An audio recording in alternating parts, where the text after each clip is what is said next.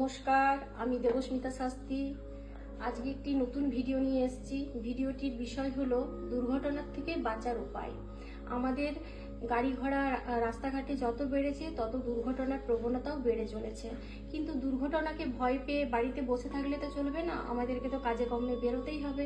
যারা আমরা নিত্যদিন bike, scooter বা গাড়ি নিয়ে কাজে বেরোই, আমাদের মধ্যে একটা ভয়ভীতি থেকেই যায় যা রাস্তাঘাটের অবস্থা।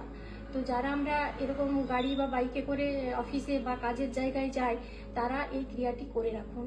কি করতে হবে? শনি বা মঙ্গলবার দিন হনুমানজির মন্দিরে গিয়ে হনুমানজির গলার যে মালা, সেই মালাটি পণ্ডিতের কাছ থেকে আপনারা চেয়ে নিন এবং নিজের বাইক বা গাড়িতে সেটা পরিয়ে দিন।